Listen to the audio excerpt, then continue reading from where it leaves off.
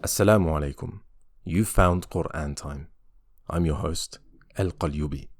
In this episode, I bring you the story of Abdullah Hanook.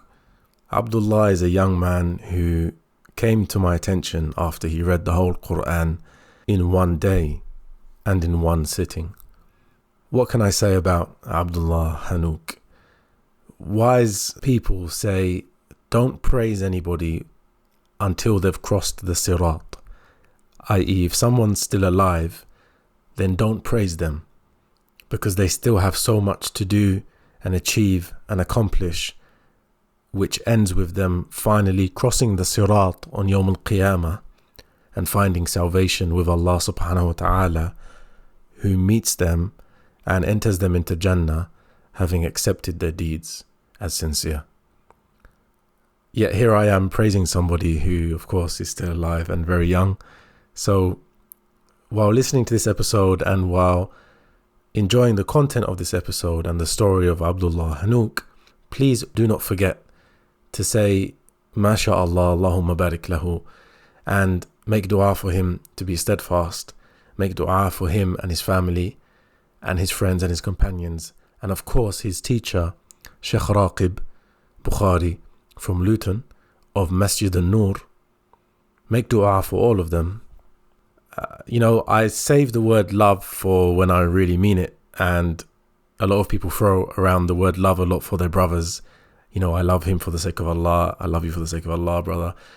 I really have nothing to say about other people. I'm sure they mean it, but I personally prefer to hold it back so that when I say it, it means a lot.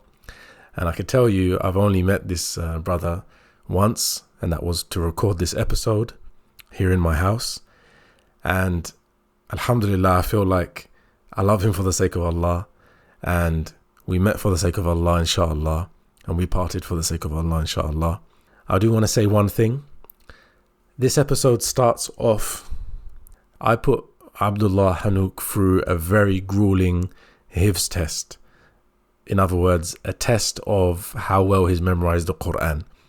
And I put him through this test just to start off with a bang, but also just to bring out to my audience, who I have sitting in front of me.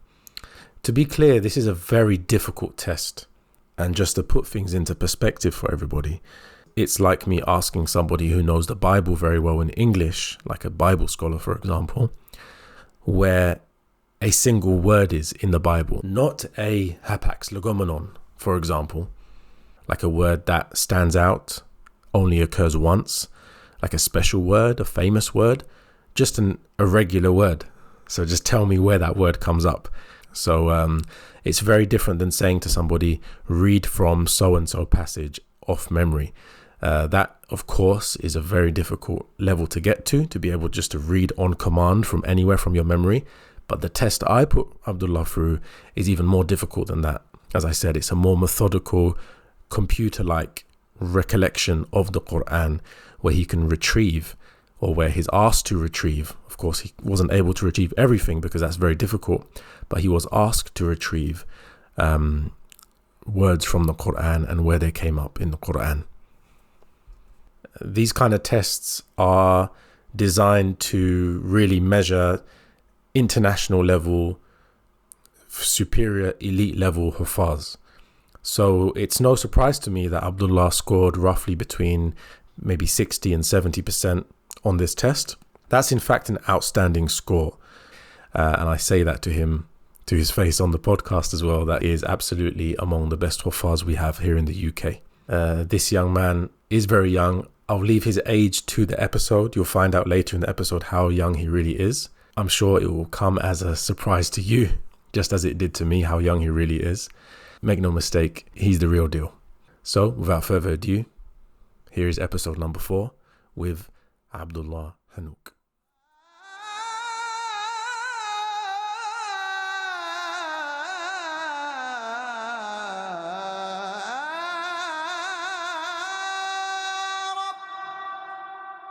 Recite from الله الذي خلق السماوات والأرض وأنزل من السماء ماء.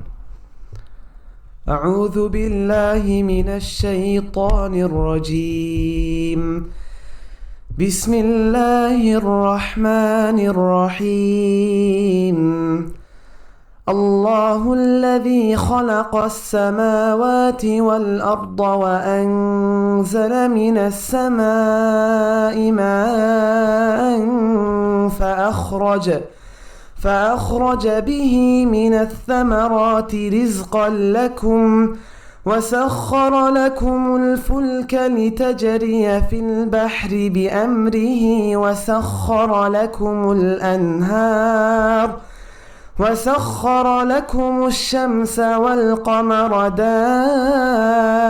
دائبين وسخر لكم الليل والنهار وآتاكم من كل ما سألتموه وإن تعدوا نعمة الله لا تحصوها إن الإنسان لظلوم كفار وإذ قال إبراهيم رب اجعل هذا البلد آمنا واجنبني وبني أن نعبد الأصنام رب إنهن أضللن كثيرا من الناس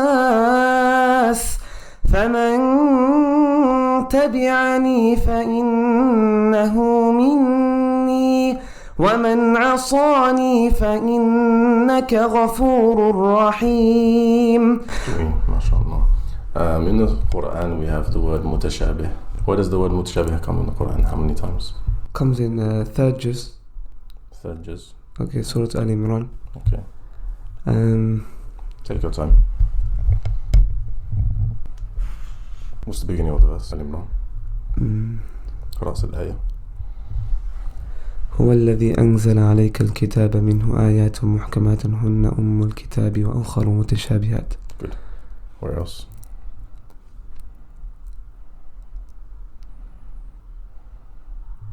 Sometimes it's talking about the Quran, sometimes it's not talking about the Quran. Okay. So that's a hint. Where else? This one is talking about the Quran. Any other place talking about the Quran? قرآن متشابها مثاني. Good. Where is this?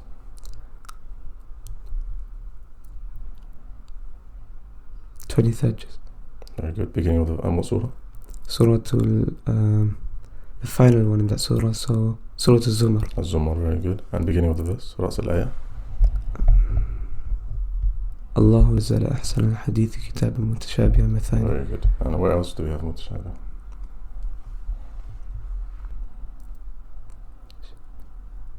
Not speaking about the Quran, maybe speaking about fruit or colors or something like that.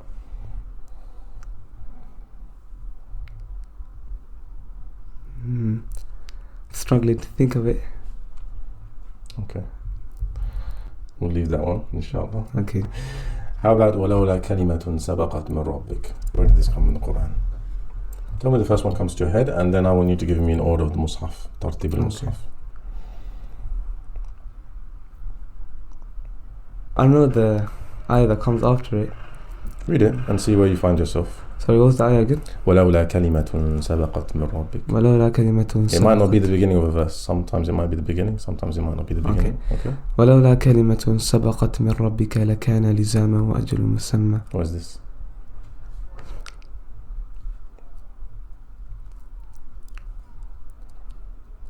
Which surahs have the rhyme of famous ones? I'm thinking Surah Maryam. Nearly. Oh, okay. Very close. Surah Taha. Taha. Very good. Okay. There's maybe 2 before and 2 after, roughly. Okay. So you missed 2 in the Tartib al-Mus'haf, and there's maybe 2 coming up after that. So where are the ones after that?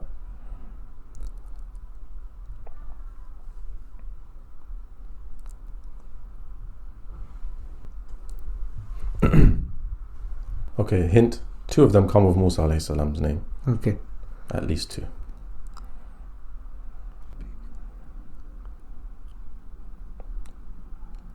How is your Arabic? No, very good. We gave Musa the book.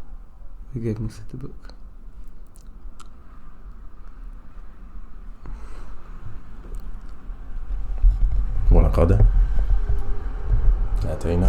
ولقد آتينا موسى الكتاب فلا تكن في مرية من لقاء. Not this one. لقد آتينا موسى الكتاب من بعد ما أهلكنا القرون الأولى. Not this one. لقد آتينا موسى الكتاب. They done اختلاف. They disagreed. They contradicted each other.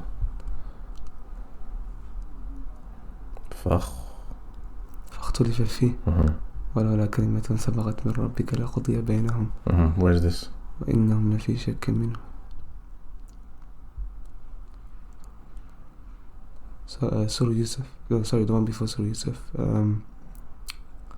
Surah to Hud. Very good. And there's one exactly the same as this. Where is it? ولقد آتينا موسى الكتاب فاختلف فيه ولولا كلمة سبقت من ربك لقضي بينهم وإنهم لفي شك منه مريب. وإن كل لما ليوفينهم من عمل صالحا فلنفسه. Where is this? That's the end of the surah.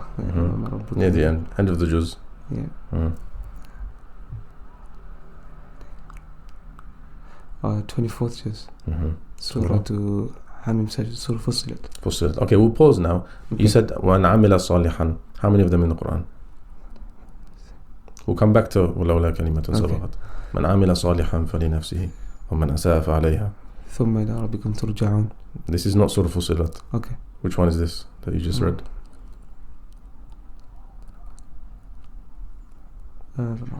Sixth juz, Surah Ma'idah. No. Okay, stay with the one in Fussilat because you were on it anyway. ولولا كلمة سبقت من ربك لقضي بينهم وإنهم لفي شك منه مريب. من عمل صالحا فلنفسه ومن أساء فعليها. What's the ending? This one. Yeah. من عمل صالحا فلنفسه ومن أساء فعليها وما ربك بظلام للعبيد. Good. إليه يرد. And the other one is ثم ربكم ترجعون. And which one is this? What surah is that? It's very close. It's one of the Hawamim. The next verse is وَلَقَدْ آتَيْنَا بَنِي إِسْرَائِيلَ. Very good. Okay, back to وَلَوْلَا كَلِمَةٌ سَبَقَتْ. Where else? There's one more near فُصِّلَتْ. وَلَوْلَا كَلِمَةٌ سَبَقَتْ مِنْ رَبِّكَ إِلَى أَجَلٍ مُسَمًّى لَقُضِيَ بَيْنَهُم. Which one is this? وَإِنَّ الَّذِينَ أُورِثُوا الْكِتَابَ مِنْ بَعْدِهِمْ لَفِي شَكٍّ مِنْهُ مُرِيبٍ. Surah Shura. Shura, sorry. Very good. Surah Shura. Okay, going back before you got one from Surah Hud. There's one just before that in Surah Yunus. وَلَوْلَا كَلِمَةٌ سَبَقَتْ. Yeah. But it's not the beginning of the verse. Okay. Something about making the people all one ummah. You know a little bit of Arabic, and nas means people, ummah means ummah. So the word nas and ummah comes in, and one ummah means wahida. Okay. So you got looking for nas, ummah, wahida. Then you got ولولا كلمة سبقت في سورة يونس ولولا كلمة سبقت من ربك لقضي بينهم فيما فيه يختلفون. Very good, Masha'Allah. Okay, excellent. Surah Al-A'raf, you have ولكن أكثر الناس لا يعلمون, and you have بل أكثر, and you have ولكن أكثرهم لا يعلمون. Okay, I'll repeat that. Surah Al-A'raf, you have ولكن أكثر الناس لا يعلمون, and you have ولكن أكثرهم لا يعلمون. Where is each one? ولكن أكثر الناس لا يعلمون. Surah Al-A'raf. And you have ولكن أكثرهم لا يعلمون. Okay. Same surah, Surah Al-A'raf. Meaning, do you want me to read from it? The beginning of the verse, yeah. Okay. Bring me رأس الآية. Okay. We call it رأس الآية, beginning of the verse. Okay.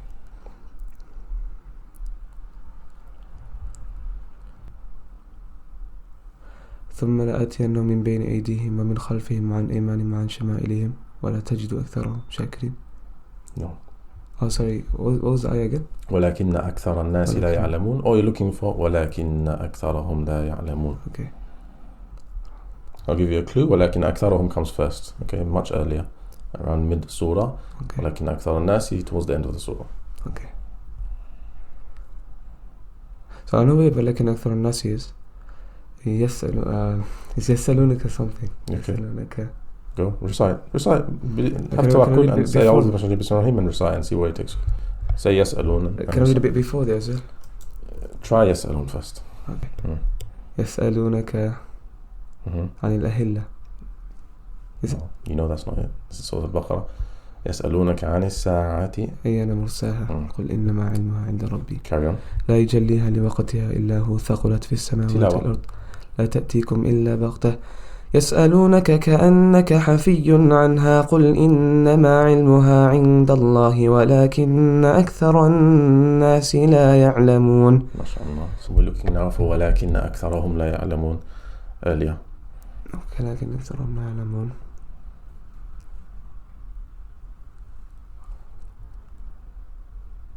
ولكن أكثرهم.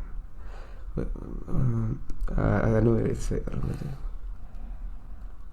it's fast-paced, you know. It's not as long as يسألونك. It's from ayah to ayah to ayah. So the cadence is fast. Isn't like the third or second side of surah, the juz, is it not? Third or second side of the juz? Maybe a bit deeper than that. Oh, okay. Maybe fifth side. Sides. Okay, I'll pause here. Okay. Usually I don't give answers if you can't get it, because that's the whole point, okay? Okay. I want you to go on the way home and it'll drive you crazy. Okay. Alright, we have Surah Al-Qasas. ولكن أكثرهم لا يعلمون. Where is it? وقال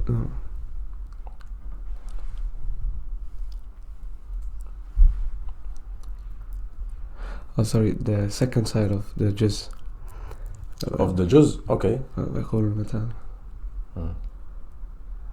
I know where it is. It's like I can't just read.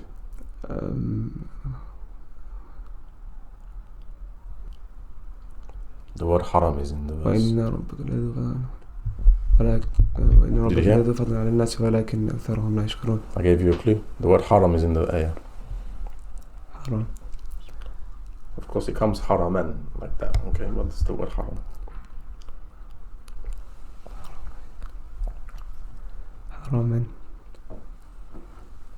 حراما آمنا يجب إليه ثمرات كل شيء رزقا من لدنا ولكن أكثرهم لا يعلمون. Good. And there's another one in Surah Al-Qasas as well, but very early.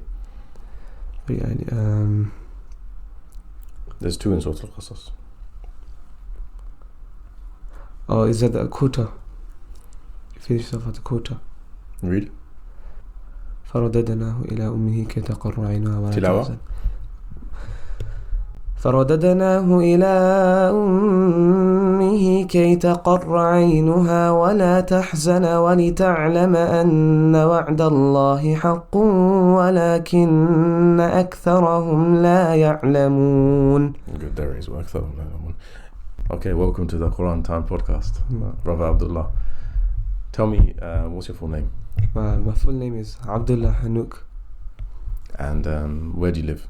I live in Luton. In Luton. You came down from Luton today, right? Yeah. All the way here with your brother Yusuf, who's here. Assalamu alaikum. So, tell me, when did you memorize the Quran, Brother Abdullah? So, I started quite young and I finished in year 7. You finished in year 7? Year 7, yeah. Masha'Allah. When you say quite young, how young? About 8, 9. 8 or 9? Yeah. So we're talking 2.5, 3 years, or? Yeah, about 3, 4 years. 3, 4 years. Yeah. Masha'Allah. And where did you start in the Mus'haf? So I started, it's a bit of a weird order actually. So I did the first 2 juz. Okay, so people listening, juz is like one of 30 parts of the Quran. Yeah. We divide the Quran into parts, and 30 roughly equal parts. Yeah. You're saying you did the first 2 juz first? Yeah. You must have had some surahs from the back though, some of the ones you learned as a child. Yeah. So surah. Did you complete juz amma or no? Complete. So you had complete juz amma. Yeah. Then you went right to the front. Yeah. First 2 juz. First 2, yeah. You didn't finish Surah Al-Baqarah? No, I didn't. Stopped on Tilka Rasul? Yeah. Okay. And then I went back to the back 5. Well, back 6 actually. Wow, mashallah. So I did including Juz Amma 6. Including Juz Amma 6. Okay. Yeah. So you done from Ahqaf, and one before that from Ilayhi Raddu al-Musa, yeah. all the way to the end of the Quran. Yeah. So about 120 pages from the back. Yeah. And why didn't you finish Surah Al-Baqarah, since you had the finish line in sight? So what it was in our masjid is I think people found it a bit easier, like mentally as well, to memorize smaller surahs at a time rather than starting off with Surah Baqarah, because obviously that's the largest surah in the Quran. So obviously as a kid as well. And did you find that easy too? Yeah, I found it much easier. Yeah, because it feels like you're making much more progress memorizing a small surah at a time. I see. So we did that from the back. Yeah. And then again we moved back to the front. I moved back to the front. So after you've done 6 from the back, you then return to the front another time from Tilka Rusul. Any more disruptions or right through? Yeah, until the 24th juz, all the way to the 24th juz. Masha'Allah. So that's very interesting. As a Quran teacher myself, there's obviously 2 different camps. There's people who find it easier from the front, people who find it easier from the back. The argument for the front is that the verses are longer. Yeah. So you have less information to memorize. Oh, okay. Because you have to memorize. It might sound trivial, okay, it might sound basic, but you have to memorize the names of the surahs. Oh, okay. Like I can memorize, let's say, 20 pages from the front and 20 pages from the back, but the difference will be what? One surah, that's all one surah. Yeah. And probably 20 pages. How many ayahs in the first juz? 130 or something like that? Something, yeah. Sure. Whereas at the back, you're looking at about 500 verses. Yeah. All of the verses have different rhymes. Mm. All of the verses have different beginnings. A lot more chance of Mutashabihat in the back, which we'll talk about today. And then you have to memorize kind of like which ones are weak, which ones are strong. Whereas in the beginning that you flow. But then you're saying you didn't agree with that. You found it much easier to make progress from the back. From the back, yeah. Yeah. Even though that included, I mean, you're talking surah for Silat. So you're looking at about 60 to 70 surahs you had from the back. Yeah. Which is a big number. Yeah. You know. Okay. Also, what common problem that I come across when I'm learning the first 2 juz is for such a large ayah, and in the middle of it I just wouldn't be able to learn the second half. So I'd have to abandon that ayah completely. Wow. And then that, reduce my sabak, what I read to the teacher, and I reduce it down by a considerable amount. And then so you would strictly only memorize in chunks of ayahs. Yeah, in ayahs. You wouldn't allow yourself any smaller portion of the Quran than the ayah. Meaning that would just make my sabak para, sabak para? Yeah. Yeah, so that just makes something that it just make it much more confusing for me. We'll explain sabak para. Okay. Yeah. So sabak para is basically the recent few sabaks that you've done to the teacher. What does sabak mean? Sabak is a portion of a side or however much you learn that's new on that day, and you read that to your teacher.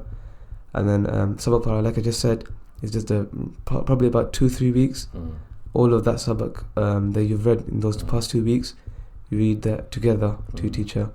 And then there's the third you'd say stage of sabak, that's sabak door, or just door in general.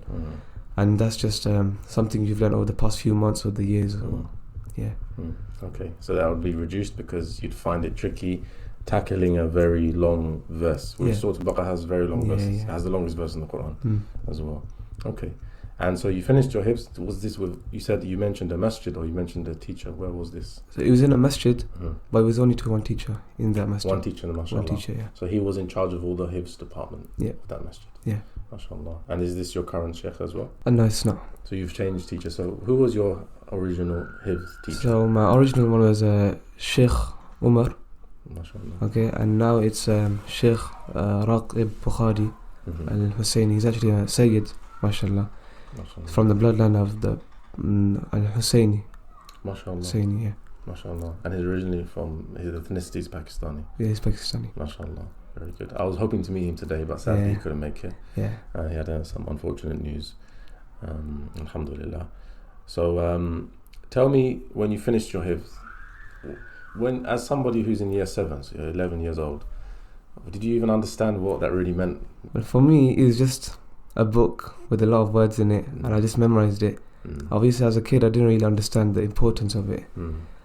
So I felt a bit happy that I memorized the Quran. I'm a hafiz of the Quran, but there wasn't too much of a excitement or like the actual. I didn't understand the true significance of this until obviously later on when, like I mentioned, the Sheikh Raqib, he came from. He's a graduate of Medina University, so he came from Medina. And that's when he started teaching me. And my door back then, meaning when I became a hafiz, it wasn't too good. Your what, sorry? My revision. Your revision, okay. Muraja. It wasn't too good. So then obviously I read to Sheikh Raqib. And then I started off with only a quarter of a juz a day. And that built up into 1 juz. So every day I'd read 1 juz. And once I reached a total of 5, Meaning, in a day. then I read all 5 in one go, and then I'll move on to the next set of 5. Very good. If that makes sense. And then, so you'd finish the Quran in a week, essentially. Yeah. Maybe would you take one day off, or would you just do 5 every day? No, meaning, so what would happen is there's one juz, and over the course of 4 days I do a quarter. So by the time on the 4th day, you do your no, on the 5th day, sorry, I do the entire juz in one go. Oh, I see. Okay, and then I do that for 5 juz. Right. Okay. In total, and then once I've done for example, let's use the first 5 as an example. Yeah. Once I've done all 5 of them, and then I'd read that all in one go, in one sitting. Because obviously my revision was in that state that I couldn't read it in huge chunks. Immediately. Yeah. So just going back to the hifz dates before we move on to you being a hafiz, give me just a insight into, I know it's hard to look back because you were very young, you were a child, but give me some memories of what was it like? What time would you go? At what time of the day? Was it a weekend? Was it a weekday? Okay. What you'd take? What you'd eat to prepare? Yeah. What would you be doing before at home, and what would you be doing after?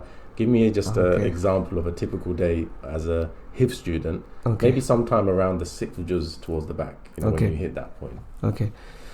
So a typical day as a student, obviously, because I was in primary school then. I'd wake up around 7. And if Fajr was in the winter, like Fajr is around 6:30, 6:45, I just stay awake from Fajr. If it was in the summer when it's about 3 o'clock, then I just go back to sleep and wake up at 7. And then obviously, like my brother here, my brothers would wake up as well to read with me, and my parents as well. So that was like a good atmosphere. So that I'm, at least I'm in a sense of support with them in the background. If I was alone, then I'm dozed off or something. So I'd wake up around 7. And then for about an hour I'd go over, I'd learn my sabak. Or if you look back deeper, the night before, that sabak that I'm going to be learning for the next day, I would read that at least 10 times. Yeah. So I'd read it 10 times looking in, and it helped. I didn't do this actually. How much are we talking here? A page, half a page? A page. Okay. Yeah. Personally, I didn't do it, but I think it might be helpful for someone who's actually memorizing the Quran is to listen to someone as well as reading with them. Okay. Yeah, so that obviously any other mistakes you're making, you're able to identify them and you're able to take them away. So that in the morning it's already fresh in your mind, you're able to read it easily, and then that take about maximum an hour, and then from about 8 to 8:30 I'll learn my sabak dur. Yeah, and then 8:30 that's when I set off for school. I'll come back. On your way to school, are you thinking about the Quran, or is it just like, be honest, is it like, oh, that's a chore, I've done it now, let me go and focus on things I'm really interested in as a kid? I can't look that far back, but I probably then, I'd have been like... You're thinking about it a little bit on the way to I'd be school. Like, at least that's out of the way now, I don't need to go back and learn it again. Okay, yeah. So then I'd come back around 3:30, 3:45. Yeah. And that'd basically be my rest. From 3:45 to about 4:45 is my rest. 4:45 to 5, that's when we go to the masjid. And then from 5 to 6 was when we read our sabak. That's when we submit it to the teacher. And then from 6 to 7, that's our sabak dur. And I forgot to mention that when we're coming on the way to the masjid, so from 45 to about 5, that's when I learn my dur as well. In the one you did in the morning, you're just refreshing it. Yeah, I'll refresh it. Yeah. Okay, but you'd use the hour at home just to relax. Yeah. You've come from school and it's hard to. I keep forgetting that you were so young at that time. I keep imagining you as you are now, but actually you were a young boy, primary school kid. Okay, excellent. And you'd read to your teacher, and he'd correct your mistakes. I'm guessing. That would be it. That's now in the books. You move on. He'll tell you what you're going to do tomorrow, or you know it's 1 page per day. So you know what's coming next. No, it's up to us how much we learn. Okay. It's not that the teacher gives us a certain amount, but obviously that limits some people, some students. If they're able to learn 2 sides, and they do 2 pages or whatever. So you're saying your method, the benefit of the method you experienced is that maybe a teacher limiting what the homework should be might limit the ability of some brighter kids. Yeah. So what would actually happen is by the end of each month, we'd average out the pages. So that for the next month, the target would be, for example, 1.5 pages or 1 page, depending on each student. I see. So you look at the month, let's say you averaged 1 page per day. Yeah. So we'd say next month, how about we add 50% to that times it by 1.5? Yeah. Okay, excellent. And so you eventually went through the Qur'an through that stage. So you finished as you were entering secondary school, or were you towards the end of your year 7? As you was entering. Yeah. Wow, Masha'Allah. And going back to those mornings, I know it's a little bit intrusive maybe, but that really impressed me, Masha'Allah. Having a house full of Qur'an, waking up, you're saying parents and siblings, Allahumma barik lakum inshaAllah. Allah increase you all and protect you all from distractions, waswas of shaitan, evil eye, everything. Allah preserve you all and increase your worship, all of you, inshallah. If you don't mind sharing a bit more about that, how many siblings do you have? You have Yusuf here with you, your older brother. Are you directly older? Yeah, no, there's two in between. Two in between, mashallah. So are you the eldest? No, I've got 2 older. Mashallah. Are we talking only brothers here? No, we've got 3 sisters. Mashallah. Okay, mashallah. So you're the youngest, Abdullah? No, I'm third youngest. Third youngest. And so you'd wake up and, mashallah, so you led your younger brothers by example. Mashallah. That's fantastic. And your parents would read Quran at that time, 7 a.m. Yeah. Good. Or they provide us with some breakfast or whatever Yeah. they do. Yeah, mashallah, Allah reward them. Allah give them, it's incredible how much parents do for our ummah.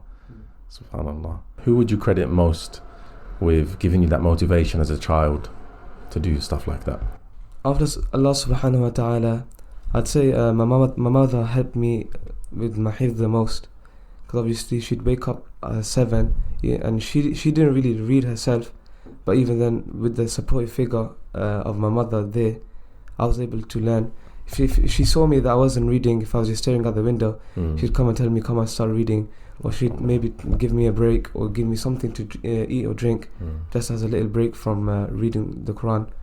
What do you think motivated her to put so much effort? We know these days, sadly, not all parents give that much effort, so what motivated her to almost shadow you over your shoulder and make sure that you not only were awake and fed and had energy? I'm sure she made you a delicious breakfast as well just before that. Mashallah. What made her even monitor you and make sure that you were paying attention and that you weren't daydreaming and you really were memorizing? Okay, so what happened was my oldest brother, Mu'adh, while I was still doing my hifz, I only done about 3-4 juz. He had, mashallah, become a hafiz. And that lit a fire in my mother to make all her sons, all 5 of us, 5 sons, hafiz of Quran. And brother Yusuf, who's with us today, is also hafiz, mashallah. Very good, mashallah. Allah bless all of you.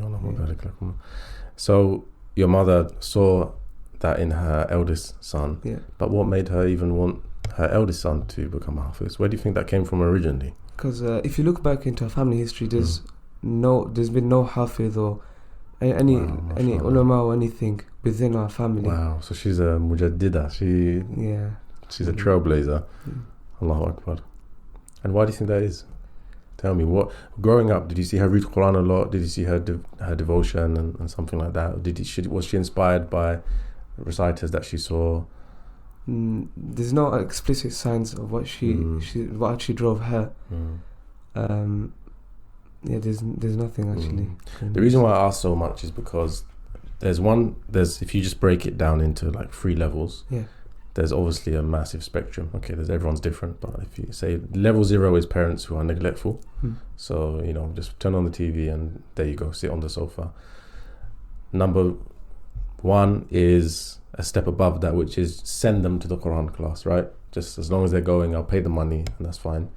But then another level is actually making sure that you're engaged and you're shadowing and you're making sure that your child is really learning. Just like a teacher, you can go as a Quran teacher to a Quran class and you can just make sure that they're in attendance and that they're moving their head and they're making noises. But if you really want to go up to them and say, you've been on this verse for so long, why haven't you moved forward? What's the problem with it? Do you need any help?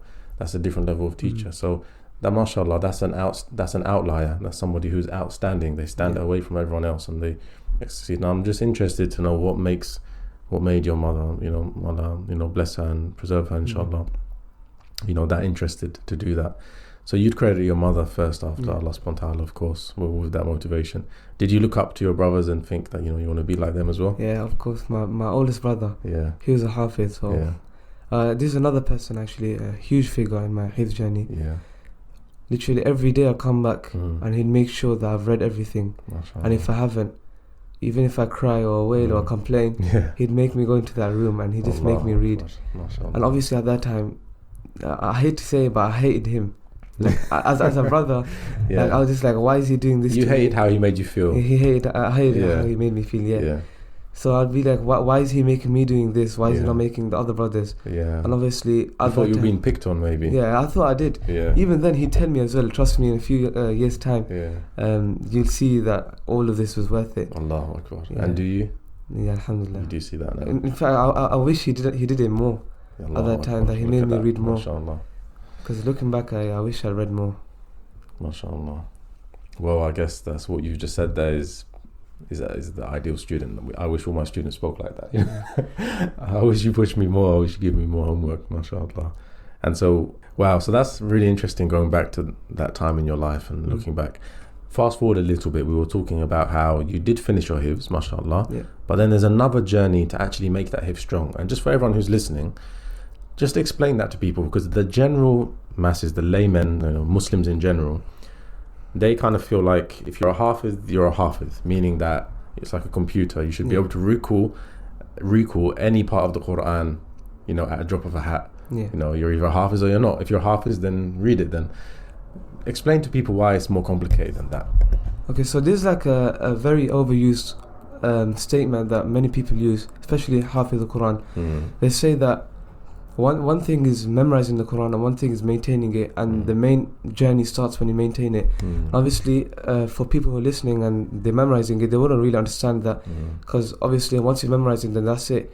It's not like an exam where you just do the test and then you get 100%, and then that's it. You're going into. Or it's not like your address. Like you learn it and then you always know it. You never forget your address. You keep on forgetting. Yeah, exactly. And it's like a million addresses in your head. Exactly. So it's not just one or two. وَلِلَّهِ الْمَثَلُ الْأَعْلَى. Of course, the content is different, but yeah.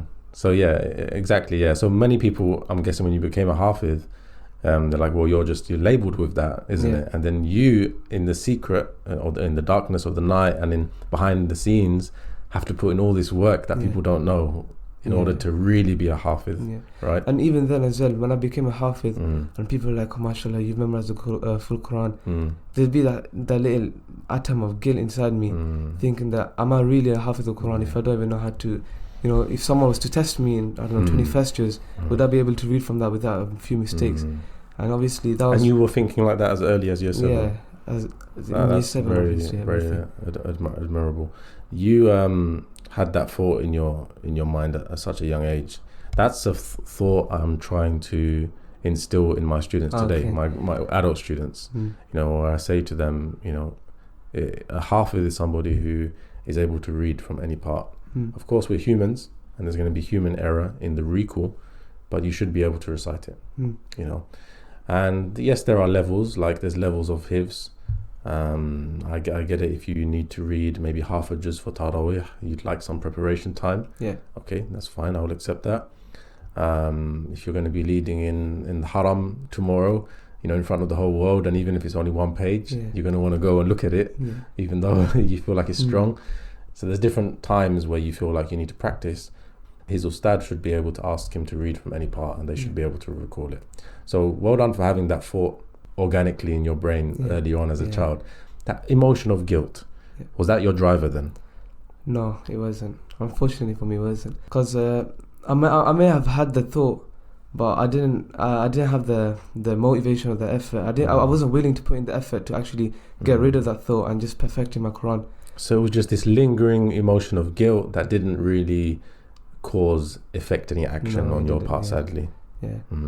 Because obviously everyone around me showering me with these praises that you're hafiz the Quran, that kind of got to me. It polluted that thought away, saying that I'm a hafiz now, that's it, yes, I'm done. This is a big danger, isn't it, Ma'Allah say? But it's a cautionary tale. Many Huffaz actually face that, and not many people know about it.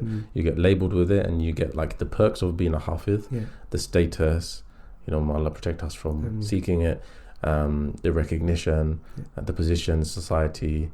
Even when you get married, you're hafiz, you almost have like a slightly easier way to get married at times, isn't it, because of that. So you get all the perks of being a hafiz, but really there's the guilt there that, are you really a hafiz or not? That's a whole different story. SubhanAllah. So what was the drive? If the guilt didn't lead you to making the Qur'an strong, what did lead you to make the Qur'an strong? This very teacher, Sheikh Raqib Bukhari, Masha'Allah. meaning he came from Medina, and so he came from Medina. This is a bit looking back a bit quite far, and he brought with him this thought that to basically be a true hafiz, you have to be able to read the entire Quran in one sitting. Yeah, because that's like what you could say a hafiz optimum goal, or his ultimate goal, for him to actually read the entire Quran in one sitting. That actually shows that person's a hafiz of Quran. And obviously he brought it back, and for us he was just like some foreign man coming from Medina. Obviously that's where the place of studying is. So to be honest, it's definitely the place of studying. But I'm actually surprised that someone with such a strong Ahl Qur'an culture is a Medina graduate, if that makes sense. I'm not trying to throw any kind of like negative on Medina, but it's just the stereotypical places where this very strong culture comes from of hifz.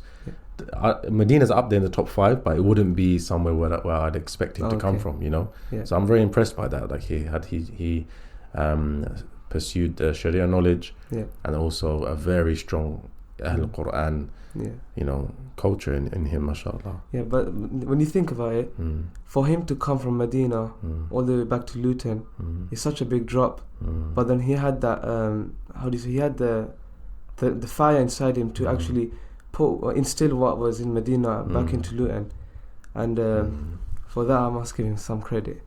Well, Allah preserve him and give him tawfiq, inshallah. So what did he do exactly with you that led you to become a hafiz at your current caliber? Because I've put you through quite a grueling test at the beginning.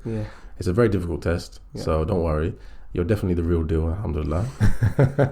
Because very few people can just answer these questions right off the bat. You should definitely aspire to. You've got a lot of work to do still, a lot of time, mashallah. Allah bless you and give you long life to get there, which you will, I'm sure you will, inshallah. But at the international level of top tier, tabaqat al-ula min al-hufaz, I would say that's what you should aspire to, which you can get to. But definitely in the UK, I would consider you, I've not really dabbled that much in, getting to meet different hufaz, but definitely up there in the top tier, mashallah. So what did he do specifically to get you where you're at now? So what happened was, when he came first, it wasn't me who was a priority at that time. It was an older student. He was about 21 at the time, and he was the first one to actually do the full Quran in one sitting, and that was like a huge. It was like a trigger for me. I was shocked, but at the same time, I was like, I was like Sahaba kind of stories, right? It literally was at that time. It's so like alien to me. I didn't understand how he could actually sit down for like 10 hours, 15 hours and just recite the entire Quran in one sitting. And that was just so shocking for me. And to be clear, everyone, this is from memory, of course. Yeah, mashallah. So obviously that was a real shock for me, and that was basically the drive for me to do it. And how old were you then? I was 13? 13? No, 12, sorry. MashaAllah, still very young. Yeah. Wow, MashaAllah. And how old are you now, by the way? I'm 15. You're still only 15. So this is only about 3 years ago. Yeah. Okay, and so why was he the priority? Why was he the top student who got more time? Because what happened was he introduced this idea of doing the full Quran in one sitting. This is Sheikh Raqib. Sheikh Raqib, yeah. And nobody actually took it, but this student. How did he introduce it, by the way? So he was like. Wait, let me try thinking back. Was this in a class in front of everyone? I mean, he did just. Oh, people! There's a new concept I want to give you. No, how did he introduce the idea? Did he just do it? No, and I people think heard about it. First, he was just listening to our door, and obviously, it made him realize that what was the point of reading door every day if you're not gonna have a bigger goal in mind to achieve. So he made us obviously. So what he said was he told the other student actually that you need to read it in one go, and. He built it up from 5s to 10s until obviously he hit the big 30. And when he did that, that was like the trigger for me, like I said before. And that's what I wanted to do as well. And so how long did it take until you reached that target? And give me a little bit of an insight about the journey, like the training that took place. You said, you mentioned like the 5, the 10, then the big 30. So tell me your journey towards the big 30. Okay. So what happened is I did quartages, a quarter over the course of 4 days, until on the 5th day I do the entire juz, and then that'd be repeated for the next 5 juz, next 4 juz, until that reaches a 5, and I'll read those 5 in one sitting. I see. Okay, and then that moves on to the next 5, and then once I've done 5 and another 5. But when you go to the next 5, do you start from a quarter juz again? A quarter juz again, yeah. Wow. Okay. And then with obviously the first 5 as muraja, as revision. So you're still keeping that first 5. And you have to do 1 juz a day. Generally throughout the Quran. No, say just those 5. Just those 5. Just those 5, because we're building up. We're not focusing on the other 25 at that moment. So by the end of it, that first 5, where did you start from? The beginning of the Quran? Beginning, yeah. Okay, so you had like Surah Al-Baqarah all the way up to Surah Al-Nas and Nisa, sorry. It must have been very strong by the end of it. Yeah, because you're doing it much more than everything else, right? Yeah, and then, for example, the first 5, you would have done it how many more times? You'd have done it about 5 more times than you did with the last 5. Yeah. Because obviously you do 5s and then you do 10s, so that's the second time. 15, 20, 25, and that's 6 times by the time you reach full Quran. And obviously, so that's why my first 5 are much stronger than the last 5. Until now as well. But then obviously now it's more dispersed, it's more fair and equal. Evenly spread, yeah. Yeah, I was going to say, like, there's, the way I see it is like a pyramid, and or like, like a right angle triangle. Okay. And if you put 2 together, then it makes a rectangle. Oh, okay. And the way I see it is like when people do this beginning to end system all the time, it's like you have a right angle triangle where the base is so strong and large, and then as you get to the peak at the top, it's like a little bit more frail, but you have to do the opposite. You have to come from the opposite direction. That's true. So maybe do like 5, 5, 5 from the back to the front, and then you complete that rectangle. How long did it take you to go from the first day where you were just doing the quarter juz all the way up to the final day where you do 30 in one day? Was it about 2 months, isn't it? Yeah, about 2 months, 2.5 months, yeah. Wow, Masha'Allah. That's very fast. That was fast. And how weak or how strong was your hifz at the beginning of this journey? As in, like, I wouldn't say I could even read it. I mean, I could read it, but I'd get... Just average, like your average hafiz off the street. Oh, yeah. Like that. Yeah. Meaning which isn't very strong, by the way, sadly, in this country. In many countries, but in this country that isn't very strong. Okay, alhamdulillah. So you had the memory, but it had a lot of flaws in the memory. Maybe you didn't know the Mutashabihat. Maybe you missed. That's another thing, actually. So when you do a quarter, obviously because you're doing just a quarter, you'd write down and memorize all of the Mutashabihats. So whilst the teacher, Sheikh Raqib, was testing you, he tests you on the Mutashabihah. And for example, if you are doing 6th and there's a Mutashabihah that comes in first. So for example, إِنَّ الَّذِينَ آمَنُوا وَالَّذِينَ هَادُوا وَالصَّابِئِينَ as وَالصَّابِئُونَ. In Baqarah. In Baqarah, and it comes in 6th as well, Surah Ma'idah. And Hajj as well. Yeah, in Hajj as well. But just using the example of 6th juz, because I've already done first juz, because I'm doing chronologically, in 6th juz he'd be like, read from the one in first. I see, so you go tie it back into the first instance. Yeah. So just to be clear for everyone breaking it down, because we're two half speaking to each other, so we're speaking probably a bit fast. So we read the Qur'an, you come to a verse, read the first one. So in Surah Al-Baqarah is إِنَّ الَّذِينَ آمَنُوا وَالَّذِينَ هَادُوا. Tilawa. إن الذين آمنوا والذين هادوا والنصارى والصابئين من آمن. Very good, mashallah, good work. And then Surah Al-Ma'idah, you come to Surah Al-Ma'idah, which by the way everybody's like 80 pages later or something like that, maybe less, maybe more, and read it. إن الذين آمنوا والذين هادوا والصابئون والنصارى من آمن. Okay, so what's the difference here? And for people listening who maybe don't know Arabic or are not huffaz. Okay, so in the first juz, the one I read first, that comes was-sabi'in. And in 6th juz, Surah Ma'idah, the one I read second, that comes was-sabi'un. And what else? And afterwards... the order as well. Order meaning? Nasara sabi'un, Nasara sabi'in, sabi'un Nasara. Okay. Yeah? There's that difference too. There's these subtle differences basically. When you're reading the Qur'an, we call it Mutashabihat. And it might be like an order of a verb or maybe something missing. For example, we have also in... there's many examples of Mutashabihat. One of the tricky ones you find where something is just dropped, from one of them, like in Surah Al-Ankabut. وَمَا أَصَابَكُم مِّن مُّصِيبَةٍ فَبِمَا كَسَبَتْ أَيْدِيكُمْ وَيَعْفُ عَنْ Surah Shura. Surah Al-Ankabut and Surah Shura. وَمَا أَنْتُمْ بِمُعْجِزِينَ فِي الْأَرْضِ وَلَا فِي السَّمَاءِ and Surah Shura, وَمَا أَنْتُمْ بِمُعْجِزِينَ فِي الْأَرْضِ. So there's no sama in that one. So people just reading the Quran casually as you'd read a book, which is important. You have to read the Quran also for content and to understand the content and take the message. In fact, that's the primary reason. But just for tilawah, you pick up on a lot more as a hafiz than a normal reader, because there's no sama in the other one, and there's sama, or there's no ard in the one. And so this one, very subtle, and so Allah's mentioning different people or different groups, and there's a slight subtle order difference. And so just to make it completely clear, as a hafiz, as a strong hafiz, would you agree, Brother Abdullah, that you need to know the differences? You do. Have to, right? Some people might think, like, is it that important? Because think about it, if you're reading 30 juz in one go, you need to know the differences. You can't afford to keep stopping and guessing if it's wasabi'un, wasabi'un. So there's no time for that. You just have to know. So how do you do that then? Do you like learn the setup and how you come into it and learn the next one after it? What would happen, for example, the first quarter, let's start off a little small. First quarter, I'd do whatever's within that first quarter, whatever Mutashabihat. And then in the second quarter, I do whatever's in the first quarter and the second quarter, and obviously that builds up until you do, I don't know, 5 10s.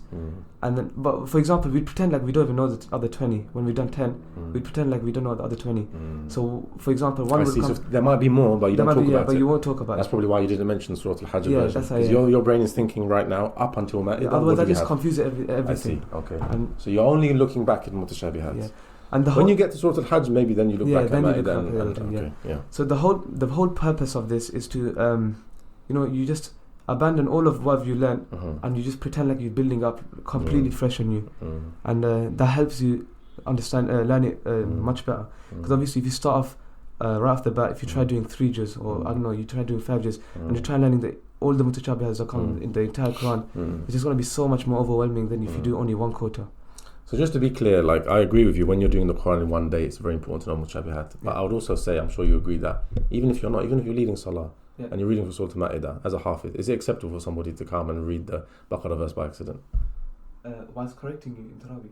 No, if someone's just leading Salah, like an imam who's a hafiz, and they read Surah Al-Ma'idah, but they read the Al-Baqarah one instead, is that okay? Do we just allow that as well? No. Of course not. Because it can completely change the meaning as well. It could change the meaning. I just want to make it clear to everybody that the level of hufaz or memorizing the Quran in Islam is a very perfect science. Like, we don't allow any mistakes, right? People make mistakes, but we don't let it slide. We don't say, oh, you said and instead of, and for. We don't allow anything. Yeah, because to some extent it's very disrespectful to Allah as well. For Allah to reveal it in such a manner, and you kind of distorting what Allah said, even if it's just a simple wow or like an and or something. To us it might be simple.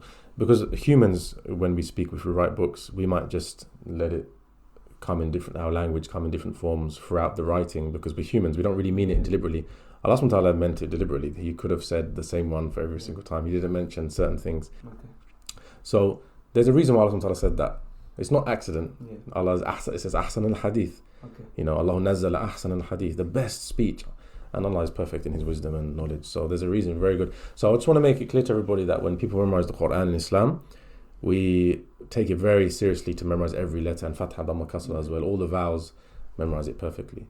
Okay, mashallah, very good. And so when you have memorized that and you've done all 30 in one day, what's your feeling then compared to when you became a hafiz? It's indescribable, seriously.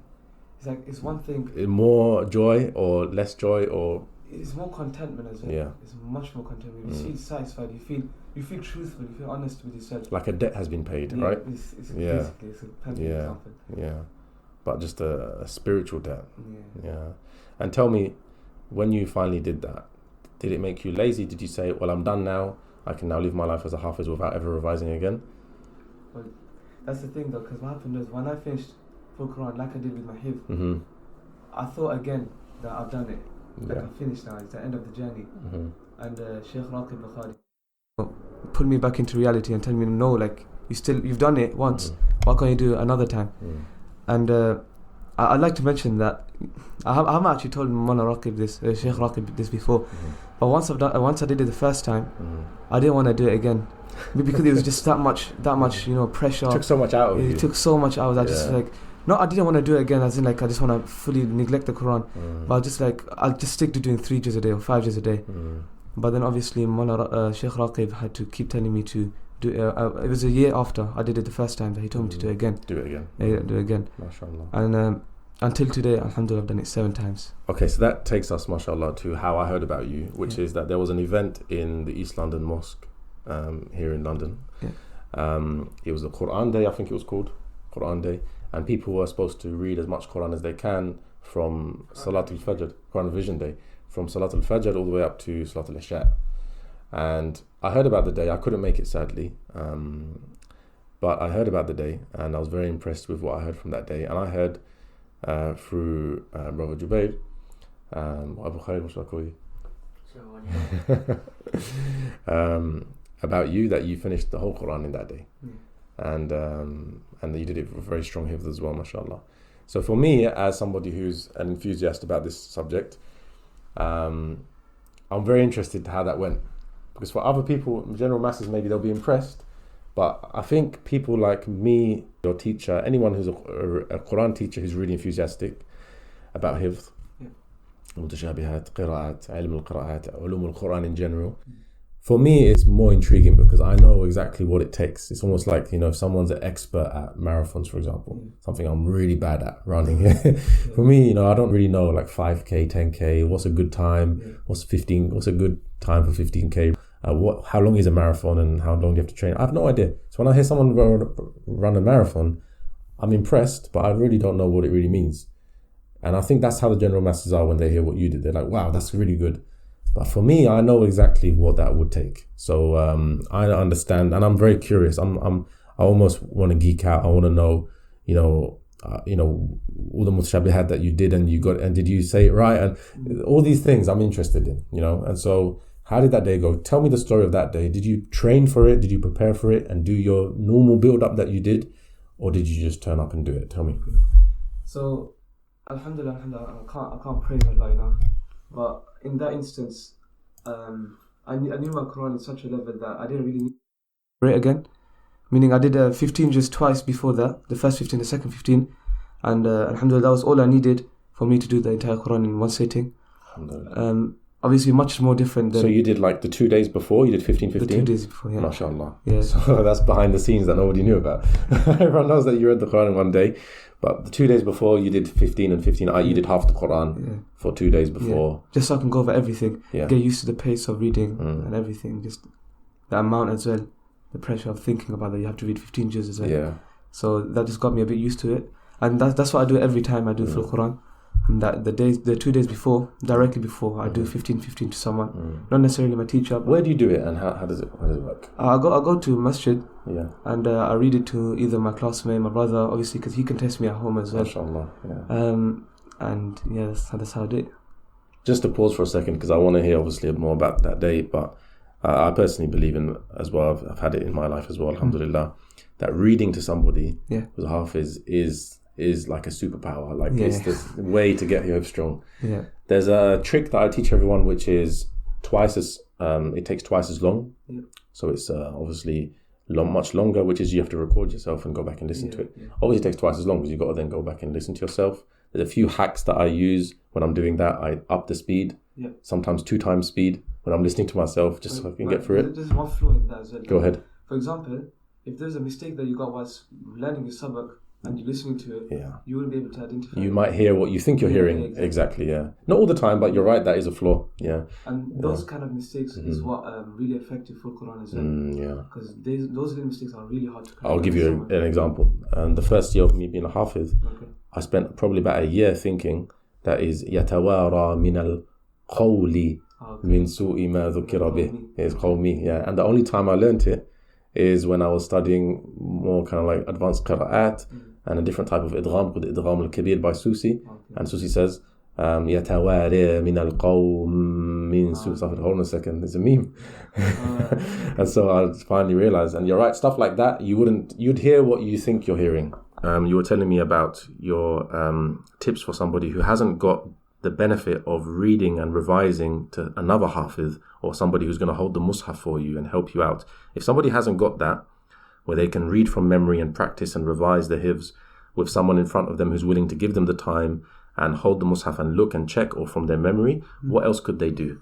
So something I actually still do to this day is listening to Quran, even if it's just a quote a day. because obviously that can identify your mistakes as well as, you know, improve your pronunciation, your tune as well. And it makes you enjoy the Quran much more as well. So pick a reciter. I'm speaking to the ones that are actually doing hafiz, or even the ones that are not, or becoming a hafiz, or already are hafiz. Just pick a reciter, stick to him, and just listen to him. Only a quarter a day if that's what you want, and try getting out the mistakes. Masha'Allah. And just going back to that Quran day, talk me through the day itself. You know, when you woke up, what journey you took to London, because I know you don't live in London. Yeah. So tell me more about that day. So the night before I came with my classmates, and my brothers. We slept there. We went through the accommodation of the masjid, and then we woke up around 4 o'clock. Was it 4 o'clock? I think.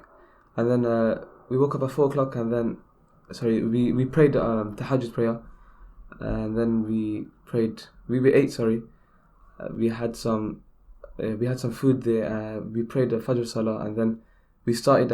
I started roughly around 6:22, I think, and what happened is it was a really good atmosphere actually.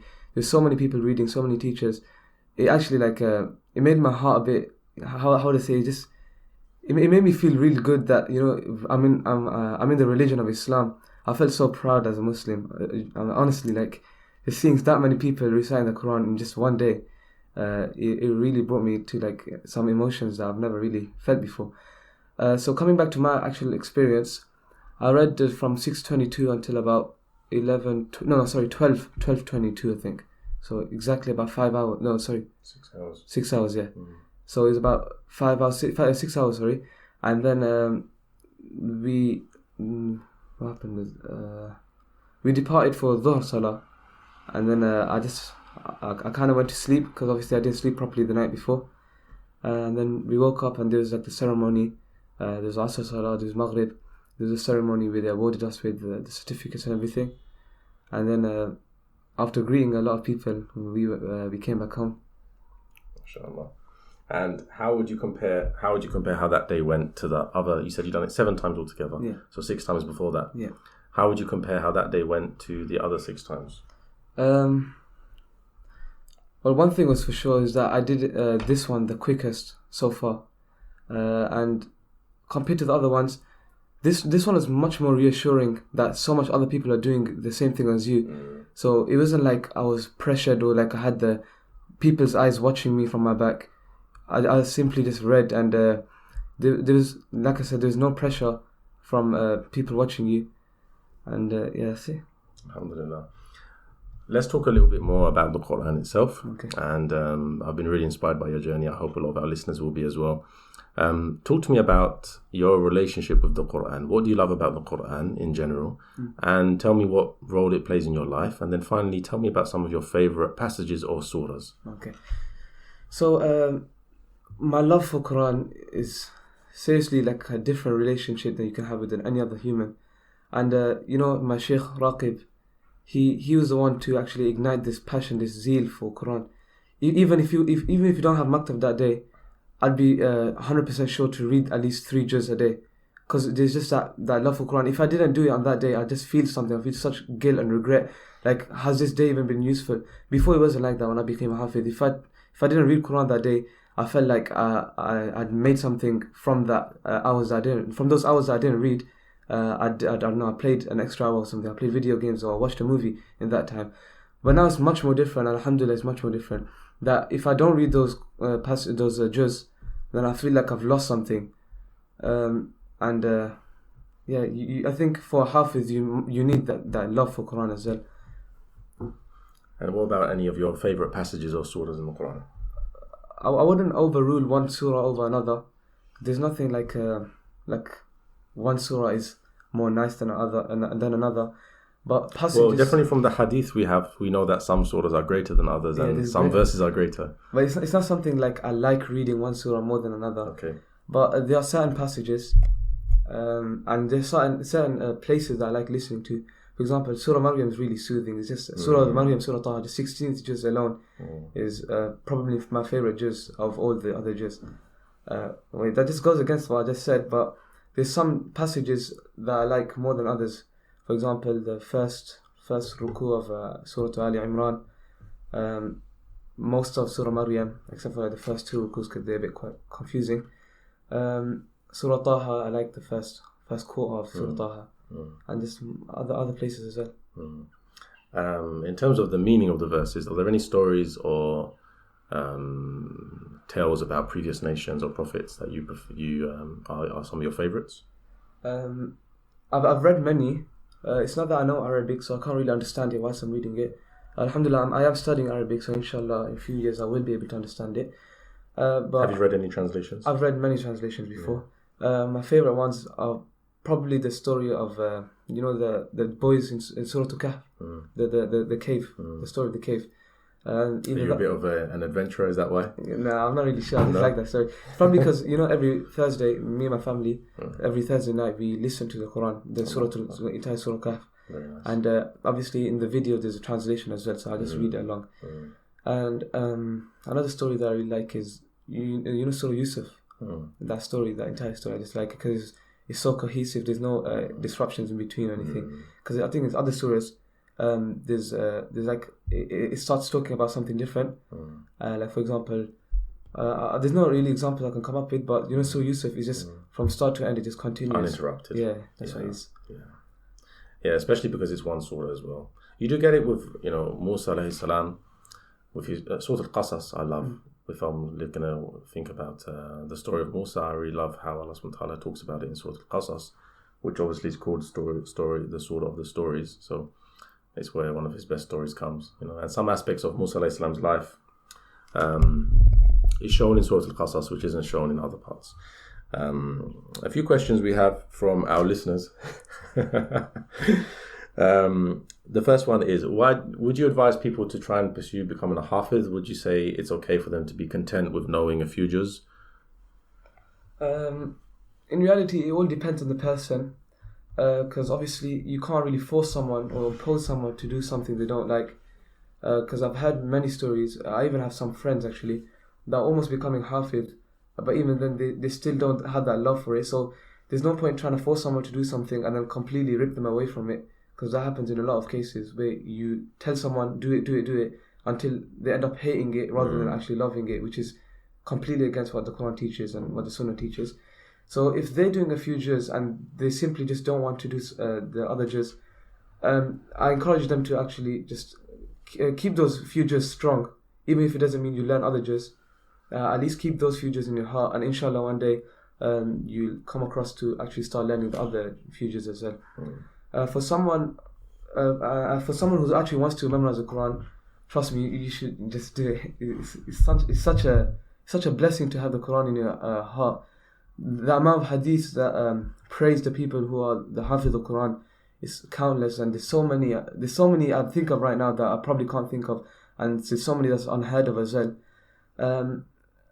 So it's also what I think with my experience as well. Since I became a hafiz. No, not since I became a hafiz, since I've done the full Quran, there's so much things in this world that are more rewarding than anything you can think of. Seriously, like I'd get things and I would be like, why am I getting this? Like, where is it all coming from? And then it's what my teacher actually says as well, that if you hold on to the Quran, Allah will give you everything in life. Like He'd give you dunya in such a manner that you'll be kicking away at it. Because there's just so much that comes at you at the same time.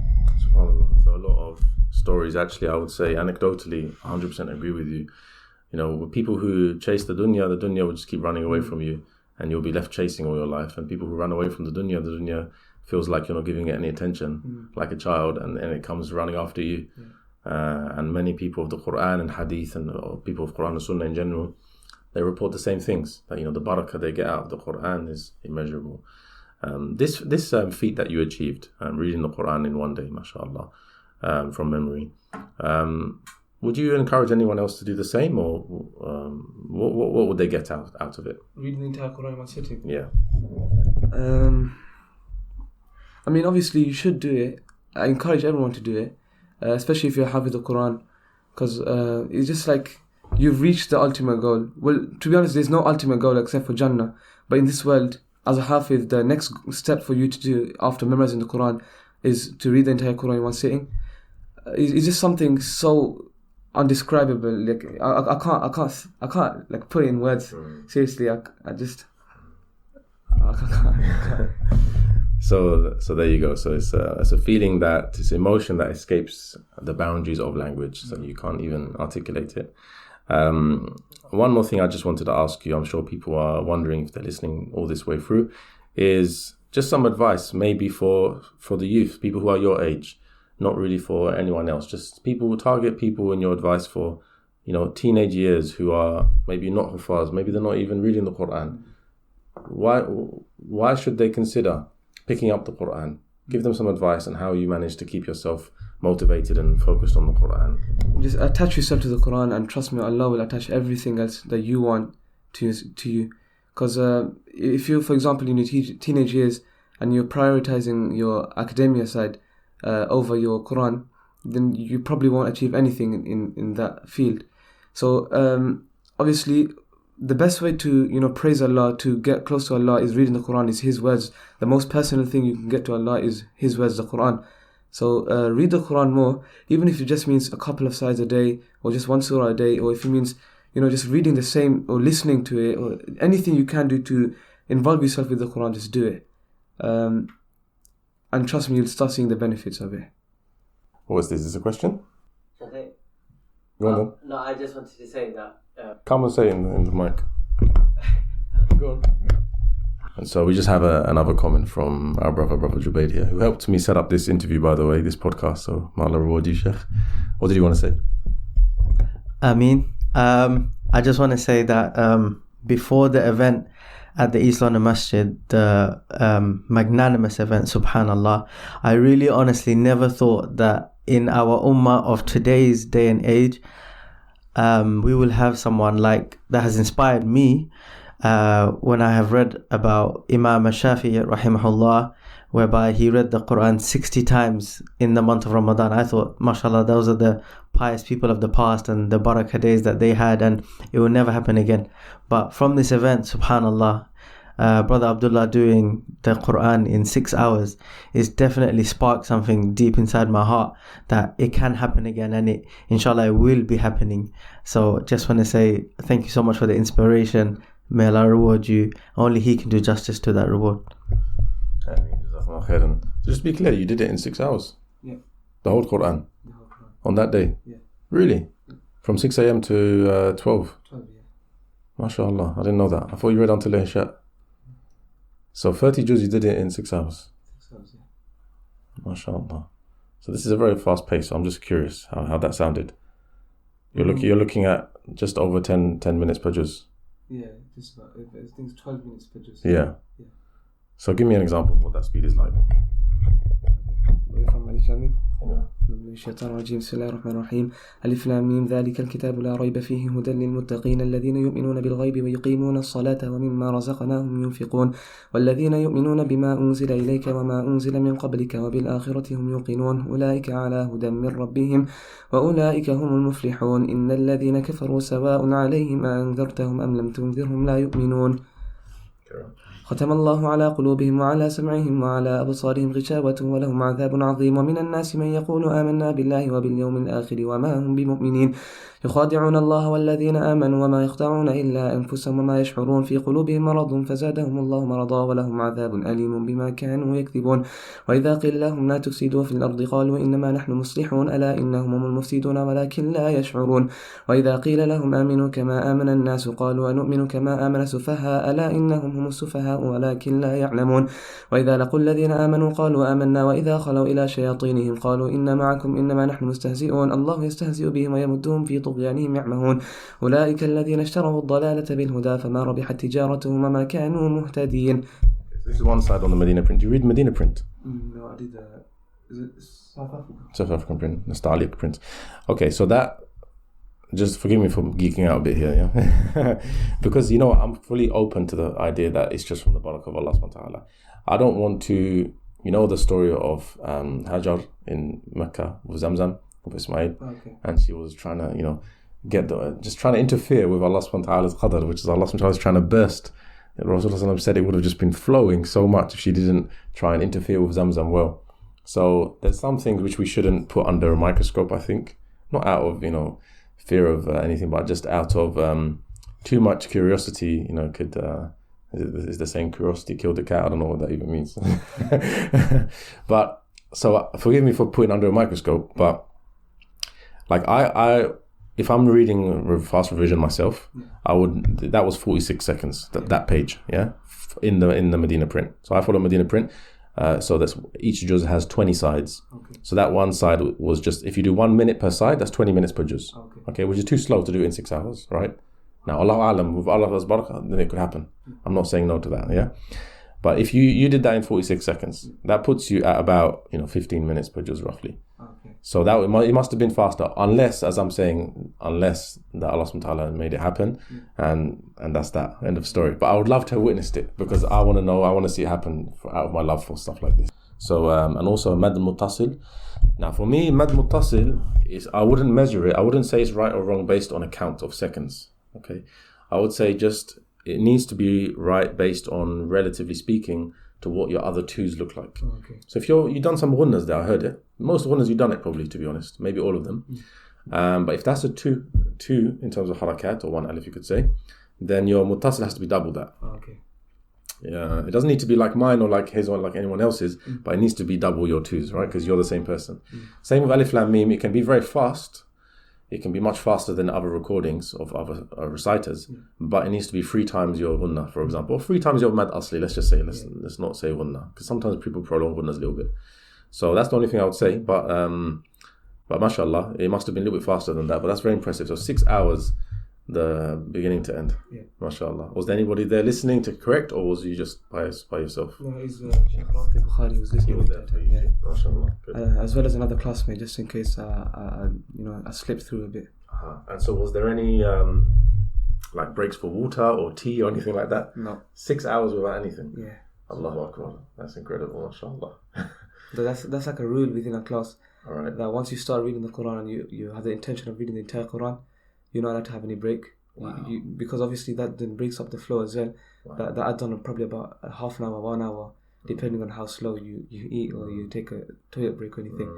And yeah. Wow, subhanAllah. So no breaks at all. No. You start, you finish. Yeah. Even if it takes 10 hours? Even if it takes 10 hours. Allahu Akbar. Wow, that's incredible. And how does your throat feel at the end of that? Obviously, you're used to it, I'm guessing. Yeah, I'm used to it now. But the first time, obviously, I was allowed like a few sips here and there. But it wasn't so much like I have a 10-minute break. I have a set time where I just stop reading. It's just continuous flow. That's how it is.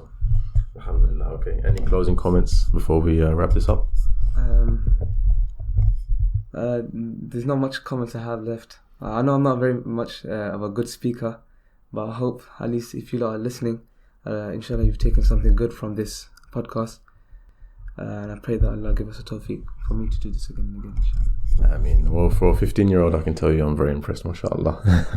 Jazakumullah khairan. Assalamu alaikum, brother Abdullah.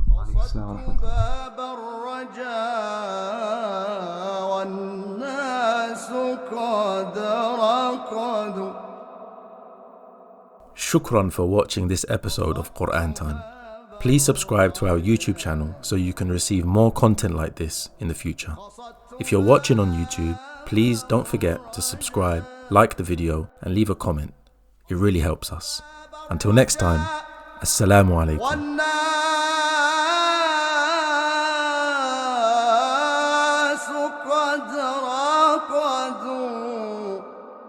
وبت أشكو إلى مولاي ما أجد وقلت يا أملي